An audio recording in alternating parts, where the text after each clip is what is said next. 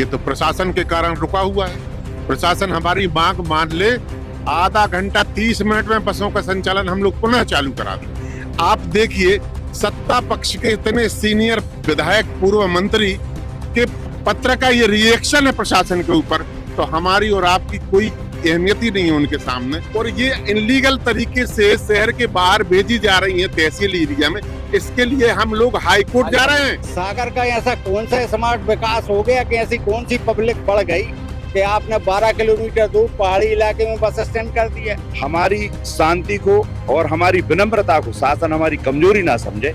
हम लोग उग्र होना भी जानते हैं, लेकिन सारे काम कानून के दायरे में रहेंगे। हम नीचे कचरा फेंकोगे तो हमारा तुम चालान 500 रुपए का भरा, वो गरीब आदमी कहाँ से भरेगा। नमस्कार, मैं हूं आपके साथ में भूपेंद्र सिंह और आप रिपब्लिक सागर मीडिया के साथ में हैं। आज सागर में बस हड़ताल का चौथा दिन है और बस ऑपरेटर्स लगातार मांग कर रहे हैं कि नए बस स्टैंड को यहां पर पुराने बस स्टैंड पर समाहित किया जाए और यहीं से बसों का संचालन किया जाए। सबसे पहले हम आपको ये तस्वीर दिखाएंगे कि ये जो पुराना बस स्टैंड है, प्राइवेट बस स्टैंड, कभी यहाँ पर बसों की लाइन लगी रहती थी और यहाँ से सागर के जितने भी यात्री हैं यहीं से बस यात्रा शुरू करते थे। आज बस हड़ताल का चौथा दिन और कई समाज सेवी संस्था और कई लोग इस हड़ताल का समर्थन भी दे रहे हैं। भाई साहब, आज जो बस हड़ताल का चौथा दिन है, प्रशासन ने आपकी कोई मांग या कोई पहल की है आपकी तरफ? हम लोगों की कोई पहल नहीं की है अभी तक प्रशासन ने, और आपके माध्यम से फिर यात्रियों को जो असुविधा हो रही है उसके लिए हम लोगों को बहुत बहुत दुख है उसका, कि हम लोग जानबूझ के ऐसा लग रहा है कि क्या करें हम लोग, अगर शासन ने अभी तक कोई पहल नहीं की है। और शासन से हम लोग बार बार यही अनुरोध कर रहे हैं आप लोगों के माध्यम से कि वो इसी स्टैंड से चालू करा दें बस। प्रशासन का कहना है कि बिना किसी इंटीमेशन नोटिस के आपने इतनी बड़ी हड़ताल का कदम उठा लिया, ये कहाँ तक सही है? नहीं, 13 तारीख को हम लोगों ने इंटीमेशन दे दी थी कि हम लोग स्ट्राइक पे जा रहे हैं, और शासन के हमेशा हम लोगों ने शासन की तरफ देख के, उनका रुख देख के हमेशा उनको सपोर्ट किया है। उन्हीं के कहने पे हम लोगों 13/5 में उस स्टैंड पर पहुंच गए थे। 1 महीने में क्या हाल हुआ है बस ऑपरेटर का, यात्रियों का, यह सागर में सबको भी देता। यात्री इतने ज़्यादा परेशान हुए हैं कि अब हम कहें तो क्या कहने कुछ बचा ही। लगभग है ना 350 बसों का संचालन बंद हुआ है। बोला जा रहा है कि 20,000 से यात्री ज्यादा परेशान हो रहे हैं। ये कब तक परेशानी झेलनी पड़ेगी? ये तो प्रशासन के कारण रुका हुआ है। प्रशासन हमारी मांग मान ले, आधा घंटा 30 मिनट में बसों का संचालन हम लोग पुनः चालू करा दें। प्रशासन की हठधर्मिता है ये। हमारी तो न्याय उचित एक ही मांग है कि हम पुराने बस स्टैंड से बसों का संचालन करेंगे। प्रशासन हमारी मांग मान ले, विदिन 30 मिनट में हम क्यों करते हैं संचालन शुरू करा देंगे। हमारी तरफ से कोई गति अवरोधक नहीं है, हम तैयार हैं। हमारी एक ही मांग है कि हम पुराने बस स्टैंड से बसों का संचालन करें। पिछले दिन नगर निगम का अमला भी आया था यहाँ पर, बस यहाँ पर बुलडोजर चला दिया जहाँ पर बसों के प्लेटफॉर्म बने थे रुकने के लिए। उस पर क्या कहेंगे? उसमें लगता तो नहीं कि सरकार का कोई प्रशासन का रुख है यहाँ पुराने बस स्टैंड पर बसों का संचालन करा?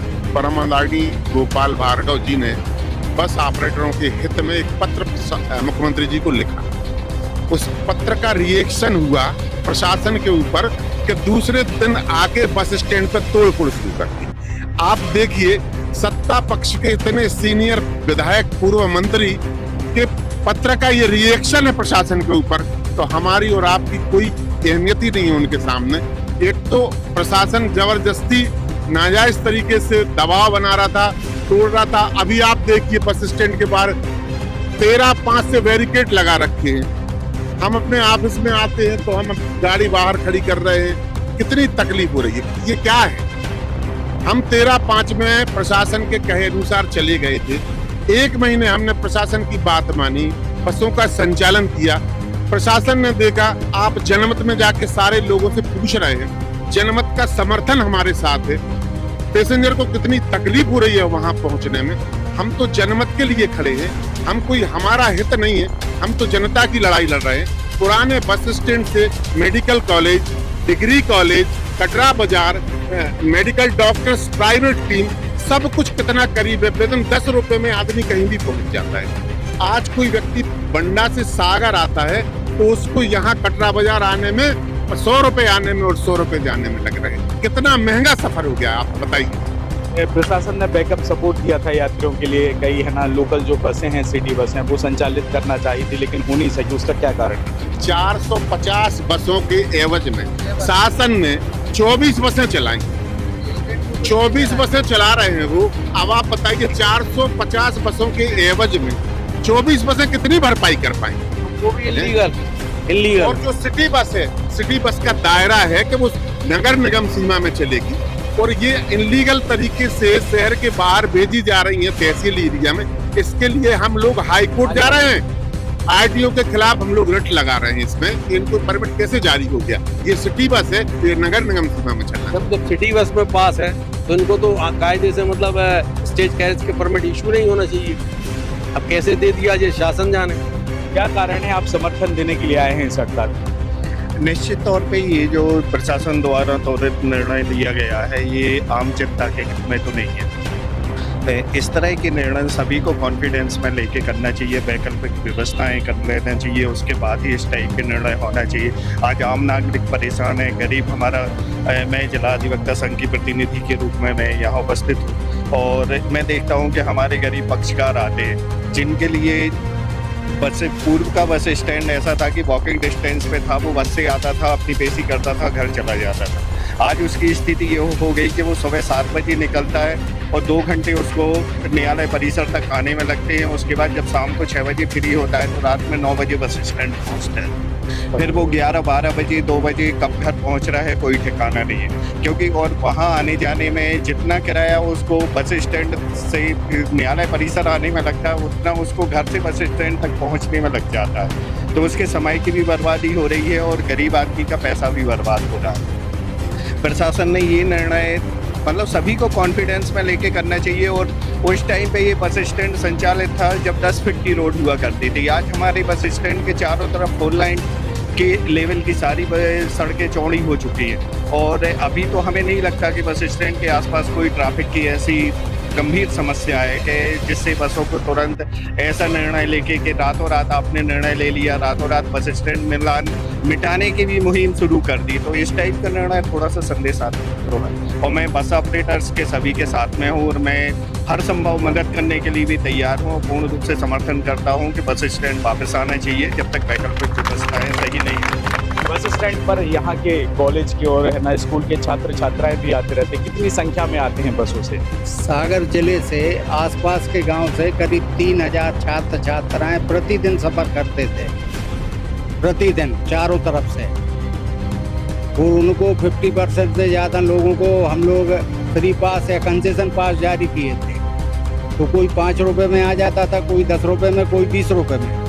आज उनके लिए बच्चों को गंतव्य स्थान तक पहुंचने को 50 से 100 रुपए लग रहे हैं। तो उनकी क्या हालत होगी। और ये जो बस स्टैंड बनाया स्मार्ट सिटी के नाम पे, तो मेरे को तो कहीं समझ में नहीं आता। पहले आप सिटी को स्मार्ट करो। भोपाल राजधानी है, राजधानी में 3 बस स्टैंड हैं, 2 पुराने, एक नादरा बस स्टैंड वो बिल्कुल बीच शहर में वो भी चालू है, हलालपुरा बस स्टैंड वो भी बीच शहर में वो चालू है। नया बस स्टैंड करोड़ों की लागत से उन्होंने बनाया, तो IBST बस स्टैंड बनाया तो वो हबीबगंज में रेलवे स्टेशन के सामने बनाया कि यात्रियों को सुविधा रहे। सागर का ऐसा कौन सा स्मार्ट विकास हो गया कि ऐसी कौन सी पब्लिक बढ़ गई कि आपने 12 किलोमीटर दूर पहाड़ी इलाके में बस स्टैंड कर दिया। आप पूरे मध्य प्रदेश में देख लें, आप जबलपुर महानगर है वहाँ पे आप देख लो, उन्होंने नया बस स्टैंड बनाया तो दीनदयाल नगर में बस्ती के बीच। और यहाँ पे आबादी विहीन इलाके में बस स्टैंड बनाया, उसकी तो कोई क्या शासन की सोच रही है, क्या नेताओं की सोच रही है, वो तो अपनी सोच से परे।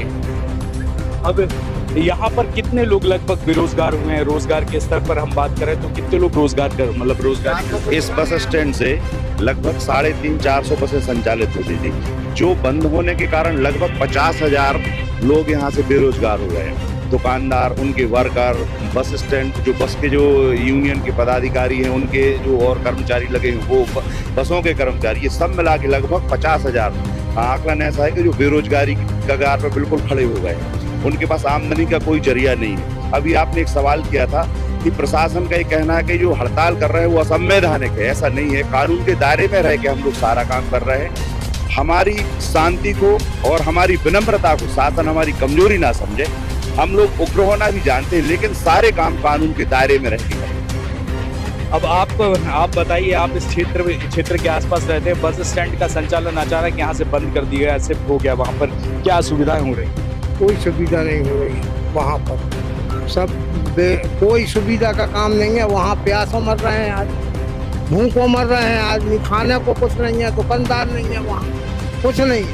और यहाँ से आदमी जाता है वहाँ तो कम से कम 25 रुपया 50 रुपया उसको चाहिए जाने में, 25-50 आने में चाहिए, उसके बाद में बंटा जाएगा। आपका क्या कहना है इसमें? बसें बंद होने के कारण पूरी पब्लिक परेशान है।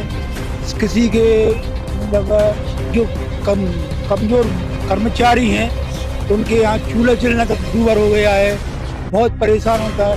कोई भी ड्राइवर कंडक्टर वहाँ बस उठाने जाएगा उसको 100 रुपया पेट्रोल का खर्च होगा, कोई देने में सामर्थ्य, कोई असमर्थ है, बहुत परेशानी हो रही, जनता को भी बहुत परेशानी हो रही है। आपको क्या लग रहा है कि बस का संचालन यहाँ से होना चाहिए? ऐसा लग रहा है सर, बस स्टैंड यहीं पे आने चाहिए। क्या रोजगार हमें ना खाने का मिलता ना पीने का मिलता, कोई चीज़ का उधर पे कुछ भी नहीं है सर, ऐसा कुछ भी नहीं है। आपको भोजन करने भी जाओगे ना, आप 100 रुपये ले रहे हो, 200 रुपये ले रहे हो, नाजायज फायदा उठाते हैं, मारपीट हो रही है। ऐसा क्या करते हो आप, ये बताइए। ना कुछ ना पानी मिलता, ना नहाने के लिए पानी मिलता। हम गाड़ियाँ धोते हैं, गाड़ियों के लिए भी मना कर देते हैं, गार्ड लोग बिल्कुल मना कर देते हैं, गाड़ियाँ नहीं धोगे आपका चालान फटा जाएगा। हम झाड़ू लगाते हैं तो हम नीचे कचरा फेंकोगे तो हमारा तुम चालान 500 रुपये का भरा, वो गरीब आदमी कहाँ से भरेगा, बताइए आप क्या कहना है, क्या बोल रहे हैं? अरे वहाँ से सर अगर रात में अपन दिन भर मजदूरी करके आए तो जबरदस्ती वहाँ पर गुंडागर्दी का भी है, और वहाँ पर क्या है जंगल लगा है बाजू से, और शासन के कारण जैसे अपन घर आ रहे तो 200 रुपया ऑटो चाहिए, जब तक हो सकता टाइम तक पहुँच रहे नहीं पहुँच रहे। अगर गाड़ी का टायर बनवाने तो हमको स्टैंड लाना पड़ेगा। वहाँ पर सुरक्षा व्यवस्था का कोई नहीं, कुछ इंतजाम नहीं है। अगर जरा सी भी लापरवाही या कोई होगी तो आगे चल के बहुत बड़ी घटना भी होगी। जिस पहाड़ी पे स्टैंड बनाया गया है उस पहाड़ी पे कभी भी रात बिरात जैसे अपन खड़ी है गाड़ी या कोई भी टेक निकाल दे तो गाड़ी धड़क के जाए, कई लोग मारे जाए। जंगल इलाका है, खाने पीने की कोई व्यवस्था नहीं। तो आप परेशान हम लोग होते हैं, जबरदस्ती में दौड़ते। सामान अगर कोई खराबी भाई गाड़ी तो हम मिस्त्री भी नहीं है, लाइट भी नहीं है। आज है ना बस एक दिन हमारी गाड़ी का टायर पंचर हो गया, उसको बनवाने के लिए वहाँ कोई दुकान खुल रही नहीं थी, लाइट गोल थी। ऑटो में टायर लेके आए, 300 रुपये लिए हमारे आने जाने के। अब बताओ कहाँ तक हम वाले कछु कर सकते हैं? अगर यहाँ स्टैंड रहता तो 50 रुपये में टायर नहीं बन जाता हमारे। इतना पूछना चाहती है कौन सी कमी है इस स्टैंड में? जब कमी कोई चीज की जब तकलीफ होती है जब वो बदली जाती है, जैसे कोई बीमारी है, किसी को मलेरिया हुआ है तो मलेरिया की टेबलेट से ठीक होता है। इस स्टैंड पे कमी कौन सी है? मैं तो एक निवेदन है, सर प्रशासन और सरकार तो बोल रहे हैं कि जनता की सुविधा के लिए ये कदम उठा रही है। नहीं बिल्कुल कोई यहाँ अगर एक भी व्यक्ति सागर जिले का, सागर संभाग का ये बोल दे कि ये स्टैंड पे कमी है, स्टैंड से तकलीफ है, तो हम अपनी जो प्रॉपर्टी है शासन के नाम कर देंगे। अगर जितनी जनता खड़ी है कोई बोल दे ये नहीं, आप सड़क चढ़ती बोल दे। आज बस हड़ताल का चौथा दिन है और कई सामाजिक संस्थाओं और व्यक्तिगत रूप से यहाँ पर बस हड़ताल का समर्थन दिया गया है। अब आप थोड़ा सा बताएंगे भैया कितने लोगों का समर्थन अभी तक मिल चुका है? ये सागर जिला व्यापारी महासंघ ने आके समर्थन दिया है, वो तो इसको भी तैयार हैं। यदि आपकी जल्द मांगे पूरी नहीं होती तो पूरे सागर में हम हड़ताल करने को तैयार हैं। अभी सागर जिला अधिवक्ता संघ वालों ने समर्थन दिया है, सागर गुरु संघ सभा वाले आए थे उनने समर्थन दिया है, सागर लोकल ट्रक ट्रांसपोर्ट एसोसिएशन ने दिया है, सागर जिला ट्रक ऑपरेशन महासंघ ने समर्थन दिया है, औषधि विक्रेता संघ वालों ने समर्थन दिया है, और जिला पंचायत जनपद पंचायत देवरी वाले आए थे उनने अपना समर्थन दिया है। ऐसी सारी संस्थाएं शहर की जो हैं वो सारे समर्थन में है कि बस स्टैंड, पुराना बस स्टैंड चालू होना चाहिए जो जनहित में। रिपब्लिक सागर मीडिया को सब्सक्राइब अवश्य करें, और आप हमारी आने वाली सभी वीडियो को देखना चाहते हैं तो आपको उसके लिए घंटी जरूर दबानी पड़ेगी ताकि आपको सभी वीडियो की नोटिफिकेशन समय समय पर मिलती रहे। रिपब्लिक सागर मीडिया पर जो भी वीडियो आएगा वह सच की कसौटी पर कसकर ही आएगा।